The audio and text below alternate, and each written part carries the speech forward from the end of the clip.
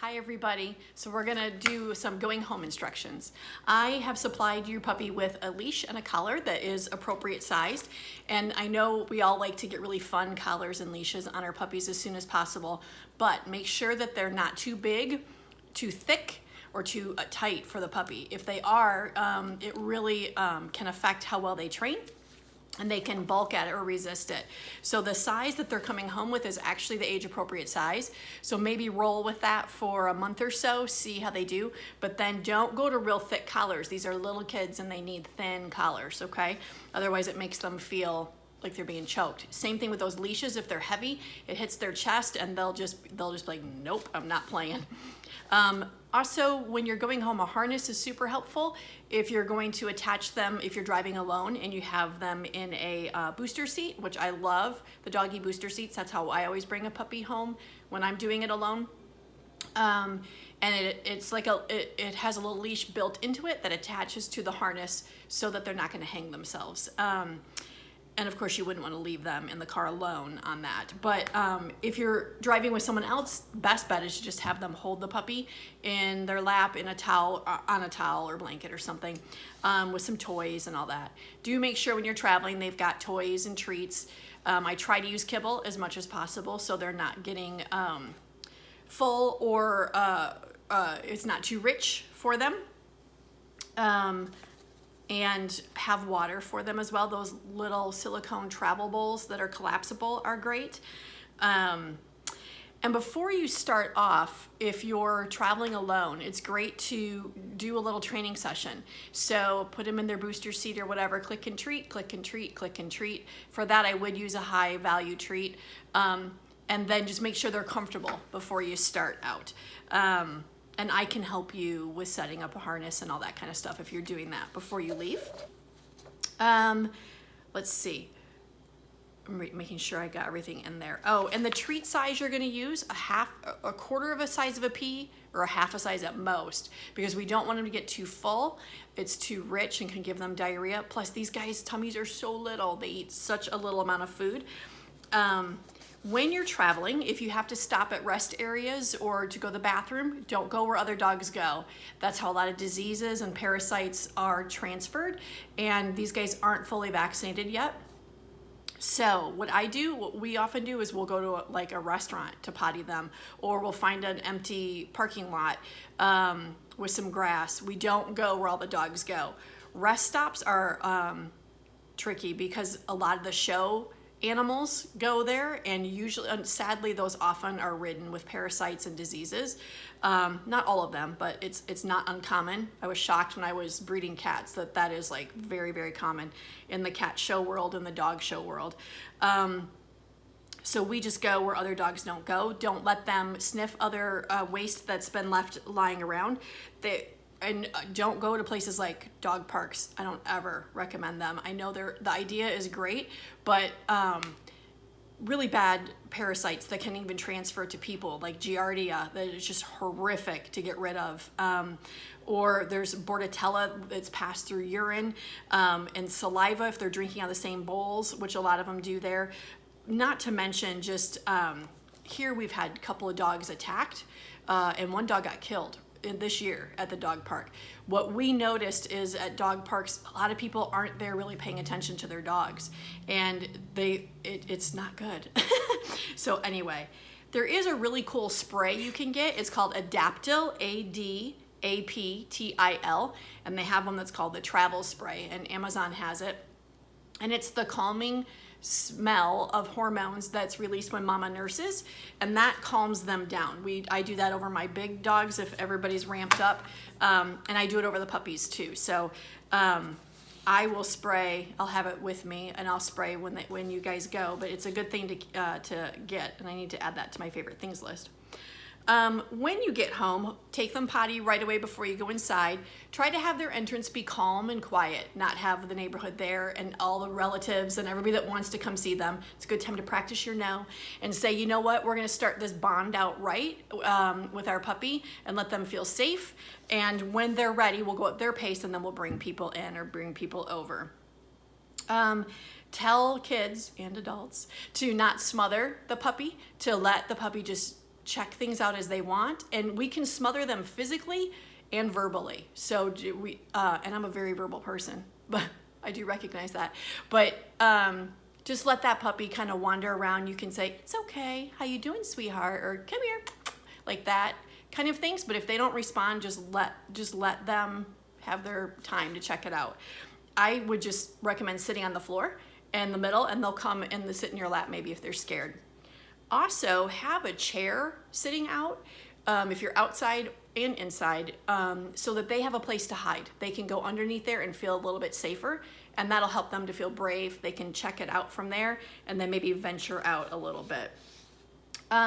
Tell kids to calm voices, not a lot of jumping. I know they're super excited, but no jumping around and stuff like that, screaming, because that can terrify a puppy and traumatize them.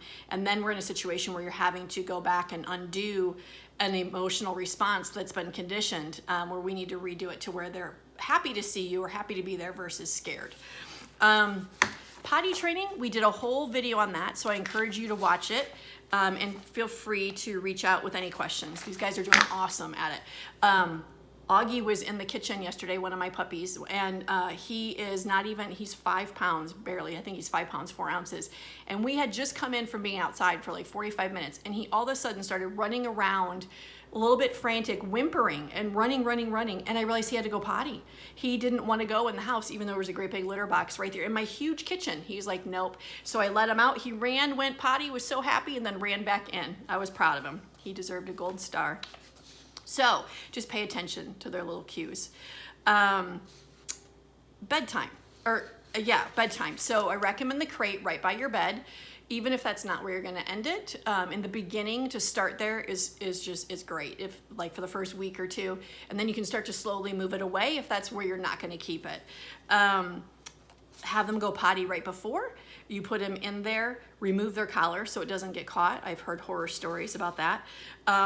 Maybe start a routine where there's a special treat that they just get when they go in their crate at night. Wait till puppy's tired until you're ready to go to bed in the beginning. Make sure you've got chews in there, like a bully stick and those no hide chews. Have a lot of people are doing the Snuggle Puppy, have that in there, or another stuffed animal. I always had stuffed animals that mine could cuddle up with before I had a Snuggle Puppy. And their blanket that I send you home with. And then just go ahead, give them a quick kiss. Don't make it like, oh, I'm so sorry. Just quick kiss, put them in there, and then you lights out, climb in bed. And if they cry, you simply just quietly put your hand on the crate, and you can either say nothing, or you could try saying quiet and their name. Quiet Lola, or quiet, whatever their name is. You could even tap the crate real quietly, but we're not going to slam it and scare them type thing. And repeat that. It should calm down after like 10 minutes. If their cry is increasing, there's the cry that says, I don't like this. Please get me, please rescue me. And then there's the, I'm not okay. If it's the, I'm not okay, and if it's the screeching, freaking out, then that's creating trauma, and we need to get them out of there, because you don't want to make them hate the crate. So take them out, and if you need to, hold them, rock them, sit on the floor. A lot of them will go to sleep just sitting down on the floor with you. And then when they fall asleep, you can try it again. And I've had both. I've had where most of the time my puppies do great that way. I did have Gracie, when we first got her, our all white girl, scream bloody murder. Like, I thought it was like she was being skinned alive. And so I just took her out and put her in bed with me. I held her. She did not go to the bathroom in the bed all night. And then she eventually, she was fine. Like the next night she slept in the crate, but it was just too much in one day, and she had it. So just gauge their cry and go from there. Once they're asleep, if they wake up, that means that they need to go out to go potty. So, and in the beginning, it might happen 2-3 times a night. Now, normally no, but just in the beginning, that could happen. So just have grace for them and take them out. Even if they just went potty, take them out, because every single one of my dogs has where I've just taken them out to go potty. They, both peed and pooped, brought them in, they're screaming, you put them in the crate, take them out, they had to go more. So Just err on the side of grace and mercy in the beginning, and you'll get there. Okay, as far as food, don't worry that they're getting enough food. They will monitor and regulate that themselves. This breed is not, they are not extremely food motivated, meaning they love food, but they're not gonna overeat it. They will just get what they need and then they're done. And their tummies are really little, and the Life's Abundance food is absolutely packed full of nutrition, so they don't eat a whole lot. Even my adults, it's not uncommon for them to only eat maybe a cup a day sometimes, and only eat once a day. I've had parents call me and say, oh my gosh, my puppy doesn't like the food, I need to switch their food, and that's not the case. They just don't need to eat it. They love the food. They're just not that, they're not like us. If a box of ding dongs is in front of us and calories didn't count. They just are really good at knowing what they need, and then that's it. Right now they're eating about 4 times a day as this weaning process is finishing up. And you can drop that to 3 times a day pretty quickly, just, because they'll obviously be weaned. And then maintain that until 6 months old, the 3 times a week, and then at 6 months, drop it down to 2 times a day. And that's what I feed my adults, although it's not uncommon that they have 1 time a day where they eat more than others, and that usually changes around which one it is based on how hungry they are. Use the kibble for training treats as much as you can. So I have my training treat bag has 2 pouches, and the back pouch always has kibble in it, and the front pouch has treats that are really small or really easy to break up quickly. And you don't want to give them too big, because then they get full and they could get diarrhea. And we don't want to do that. So 1/4 to 1/2 a size of pea, even my adults, that's all they get for treats. And then sometimes a treat has to be, if it can be too high of a value where they can't focus on the training because that treat is just too good, kind of like me with carrot cake. Or it could be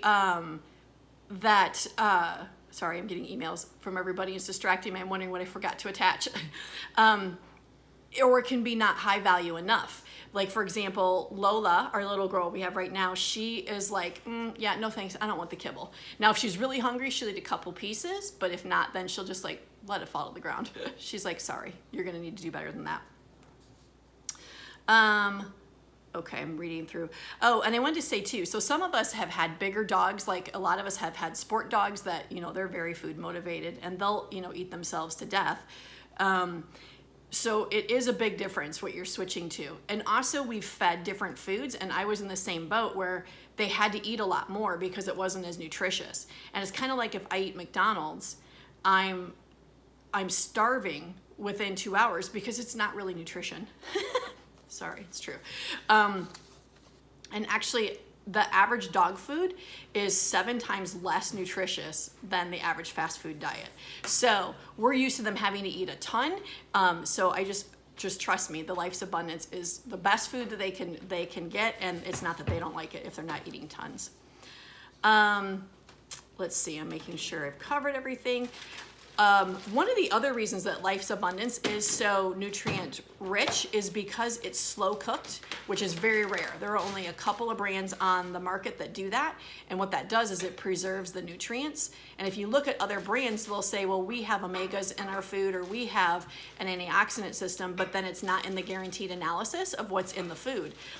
So like where it says protein in this, or probiotics aren't listed there, but they say they contain probiotics. If it's not in that guaranteed analysis, it is not in that food any longer. They may have put it in, but it gets cooked out. Or it's sitting on the shelf in a warehouse that's not temperature controlled for a year, which is the average for dog food, because they make them in bulk, and then that's lost. Where with Life's Abundance, they are made in fresh batches every 4 to 6 weeks, and they're only stored in Life's Abundance owned warehouses. That's why they won't sell to stores. They'll only go direct because they can offer you a fresher, safer, more nutritious product that way. And that's what's most important to them. And their warehouses are temperature controlled, by the way. Okay. The other thing that's different with Life's Abundance is they use whole food vitamins instead of a synthetic pack of vitamins, which almost all the food companies use the synthetic pack was sourced in China. And that's why there have been so many recalls, because they have not been either on the up and up with what's in there, or they're not doing proper testing. And dogs, like, there have been thousands of recalls in the last handful of years, and thousands of dogs have died or gotten very ill or like permanent damage because they're being damaged by these synthetic packs or this food sourced out of China. So everything in Life's Abundance is safe. It's sourced in the United States, and they search high and low for the very best nutrients or ingredients. Each one of them is the best they can get. And then if you, in case you don't have the link, it's lifesabundance.com/happierhealthypets to order. And these guys are on the small, medium puppy food, or they can also do the all life stages. If you start them on the small, medium puppy food, at a year, switch them to the all life stages. A lot of people that have multiple pets will do the all life stages, which is perfectly nutritionally balanced for a puppy and an adult dog. But so you could do either, but I would start with puppy unless you have another dog. Let's see. And when you feed them, give them like a half of a cup to a cup. Let them eat whatever they want. Give them about 20 minutes. And then after that 20 minutes, pick that food back up until next time to feed. And that'll teach them that they need to eat quickly. I also highly recommend the wellness food supplement from Life's Abundance. And I used to recommend a different one, and I have changed since I really started looking into the ingredients, because the other one I used to recommend, their vitamin pack was synthetic. It was not, which means it's basically man-made in a laboratory, where the Life's Abundance vitamins are all from whole food. And the Life's Abundance one has more probiotics in it than the food even has, which is fantastic, because probiotics, that's 80% of your immune system come from the probiotics and from the gut. So, and it's only $8 a month to give them that wellness food supplement. And one of the reasons it's necessary is, you say, well, it's such a great food, Kim, why do we need it? Well, they can't put all the nutrients in the kibble that the dogs need, because it won't fit in the size of the kibble that they need. So that's where that wellness supplement is great.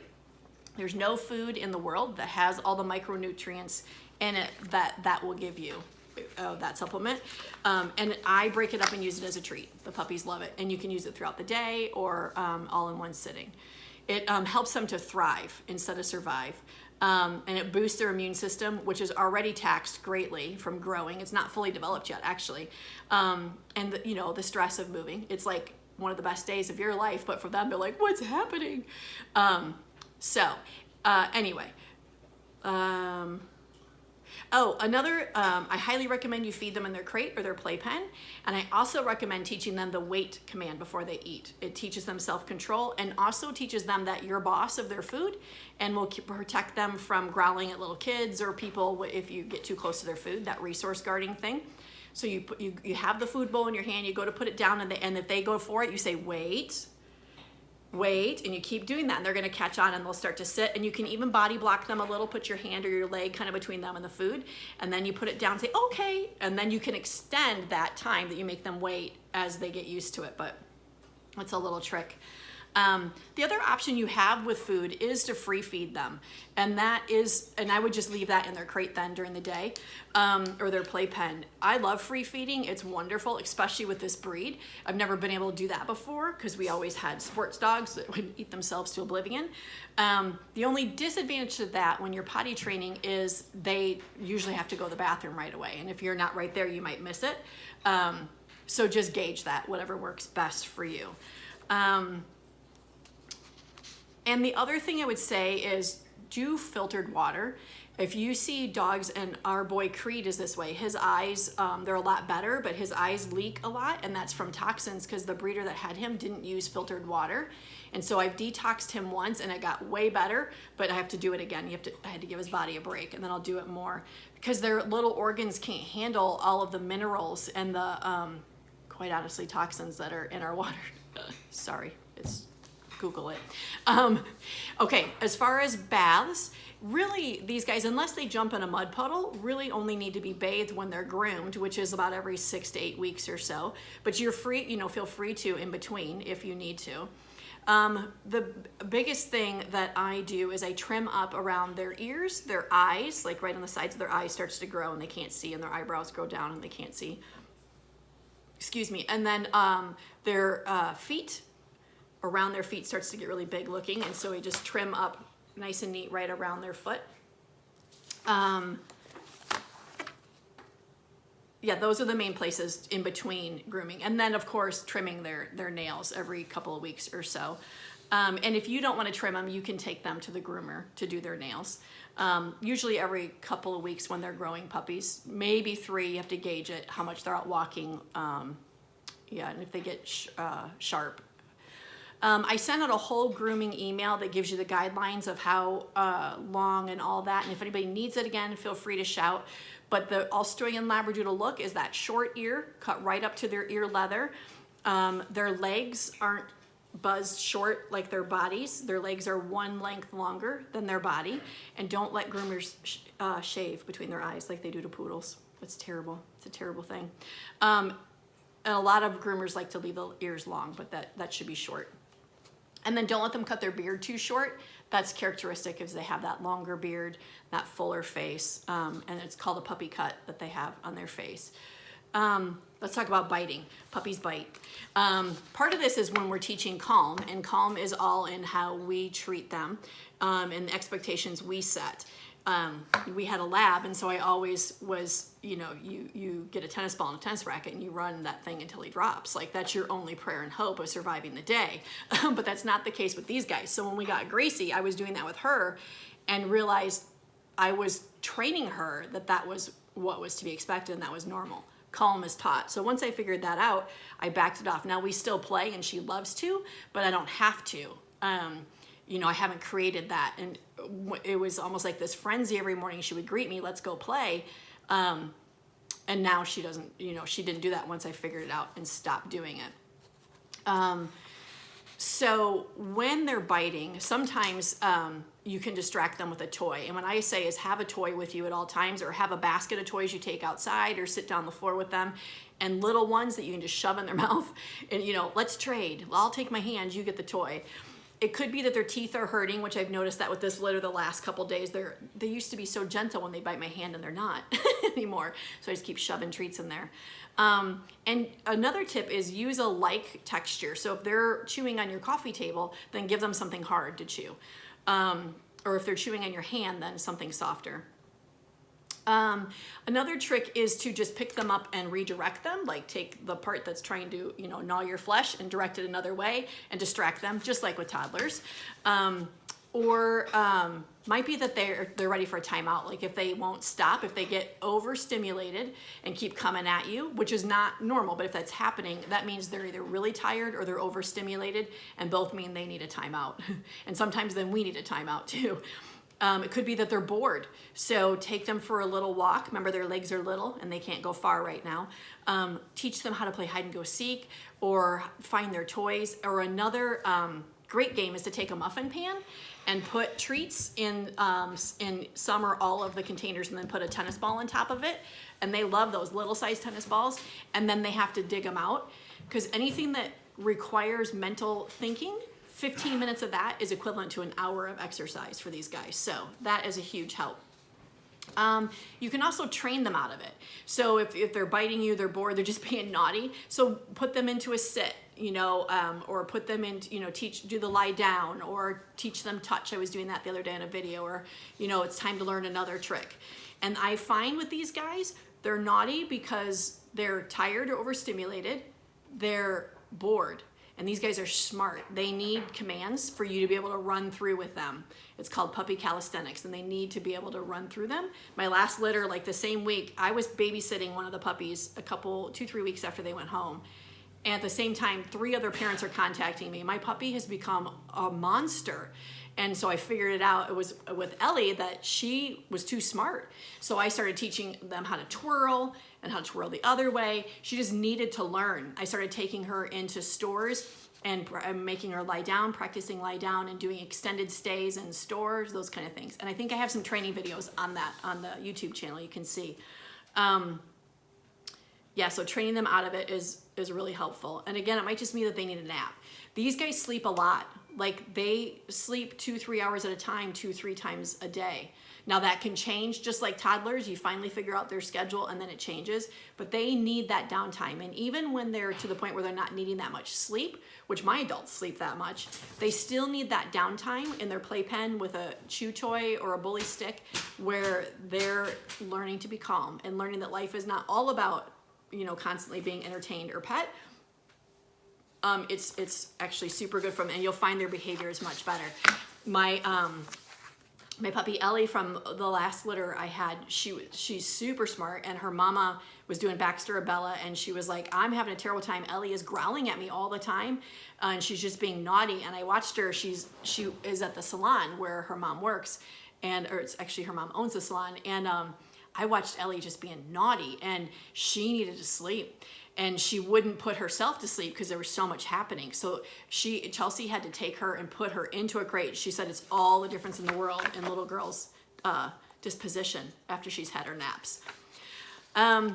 Okay, so let's talk about with kids. How can we teach kids and teach our puppy to cohabitate well together? Teach the kids and the adults not to play with their hands with the puppies, not to like push them in the face and play really rough, because that's teaching them that your hands are something to like go after, like a tug of war toy. Don't rough up their face, keep it calm, and don't elevate it, and don't smother, and we've talked about that. But you can play, and you can play chase with things on the ground, but don't amp it up to such a level that it takes them higher than they can come down from, if that makes sense. If the puppy jumps, be a statue. Tell kids to fold their hands across their chest and turn their back to the puppy and just ignore them and wait for the puppy to get down. Don't engage with them at all, and tell them not to run, because then the puppy will think it's a game and will chase them. And offer that chair. Remember, we talked about a chair for the puppies to climb under if they need to get away, and make sure that all the people know if the puppy's under the chair, that's their safe space and we can't go there. We need to honor that boundary for them. Also we talked about over-exercising, over-stimulating, but it also stresses their growth plates. Until they're 18 months old, those growth plates aren't done growing, and that's a cause of a lot of ACL tears, because dogs are just, people take them to the park and play frisbee for go and go and go and go and go, and it's too much wear before those are done growing. Okay, let's talk about discipline. Always make it positive, like you've seen me. If they're getting naughty, you can just put them in their crate for timeout. That's the best thing to do. Positive reinforcement and positive training is what they use to train killer whales. So if it can work for a killer whale, it can work for an Australian Labradoodle. And these methods are proven faster, more effective, and that they last longer than the old discipline methods of punishment and pack leader, and honestly using aggression and intimidation and abuse to train a dog, which is what was done up until the last maybe 10 years, when all the studying has come out and they're saying this is the wrong way to train. And the other thing is that whole, I'll show you who's boss, I'll be the pack leader. If we have to show them we're the leader through abuse or disrespect, then we're probably not a good leader. We're probably not actually leading. And doing so breaks the trust bond that we've worked so hard to create with them, with people, from the moment they were born.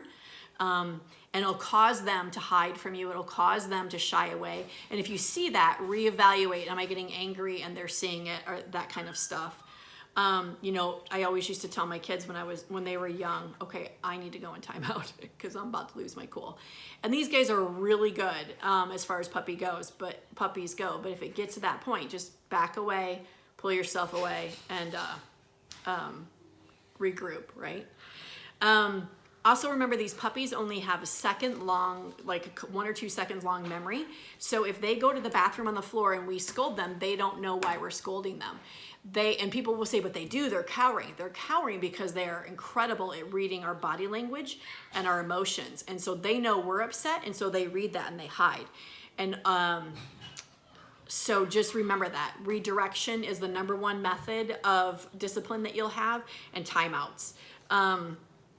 and training them out of it. Huge, I use that all the time when my dogs are being naughty. I'll body block, I'll step in front between them and whatever it is they're doing, and I'll get their eyes on me if I have to bring a treat to, at their nose and bring it up, and then I'll just say, son, we're redirecting. And you've seen me with this relationship with these puppies. We've established that I'm the trainer and they're the puppy, and we've established that trust bond. So that's something that you'll work to do, and in no time you can be there too.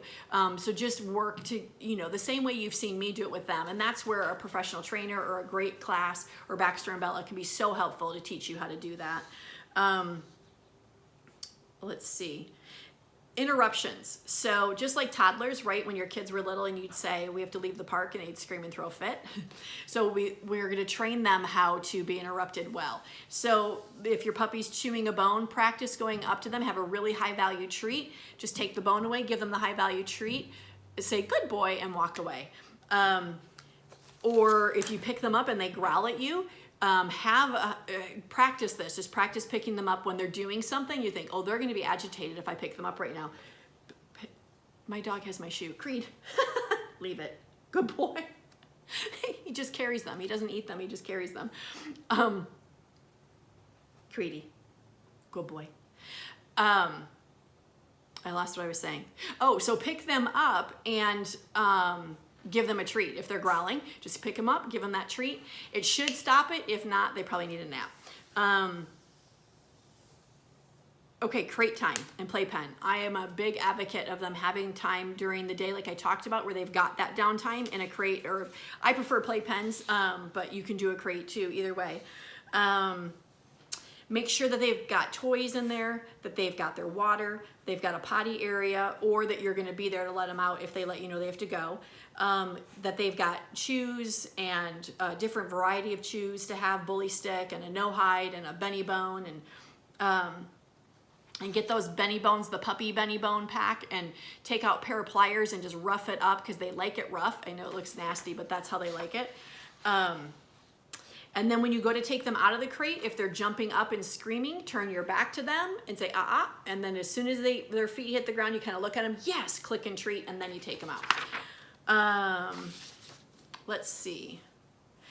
Reinforce them sitting to be pet if that's something that you value and want to continue, or it'll be lost really fast. So, just several times a day, call them to you. Remember that puppy call, puppy, puppy, come. My adults to this day, turn and come running. I can say, Elise, come, and she'll blow me off. But if I say, puppy, puppy, come, she comes running. And these guys all do that. So don't forget to use that. Yeah, and then click and treat them when they come, and then make them sit. I'm gonna see if I can show you the hand motion I do. So you put your fingers and your thumb together, and I usually hold the treat right there, and then I'll go like this. And I'll just hold it and don't repeat the command and wait until they sit, and then yes, and click and treat. Same thing with lying down. Then I'll take that treat and I'll just lower it down to the ground. And if their tush isn't hitting the ground, try pushing the treat back closer to their front feet, and they just kind of fold over usually. Socialization, super important. And I'm almost done, I promise. You've got till 12 weeks to socialize them, maybe till 16, where their brains are open and they're gonna absorb new situations and be like, this is something cool. After that closes and it's a magical time, then their brain now views anything they haven't been exposed to as a threat. So our job is to expose them to as much as we can before that closes, safely, where they feel safe. We never force them to see something, like if there's, let's say, a kid's bike in the yard and they're freaking out and barking at it. You don't force them to go to it. Maybe you go to it and be like, oh, look at this. And then if they're ready to, just wait and see if they're ready to walk to it. If not, try again later. Click and treat them by it, those kind of things. Take them all over the place. I know we're in COVID-19 right now, and but you can still drive by a golf course, drive by a store parking lot, sit and click and treat. You can go inside all kinds of stores. And I'd sent out an email on that before, like Duluth Trading Company or the Cabela stores, the Bass Pro Shops. Shields is fantastic. The vet, the groomer, pet stores, the dry cleaner drive-throughs, the bank drive-through, all kinds of stuff. Take them for a walk. Remember, they can't walk super far. And a little trick, if you get the Service Dog and Training Vest off of Amazon, then you can take them in almost anywhere. So Just a little trick, but they can't behave like monsters. People aren't going to believe you. And then remember, they're not fully vaccinated yet, so not putting them on the ground like we talked about where other dogs have gone. Yeah, get them in a puppy class of some sort. Get that going fast, because training and puppy classes are socialization. They're super great. And be careful when you're in a puppy class. I want to end with this.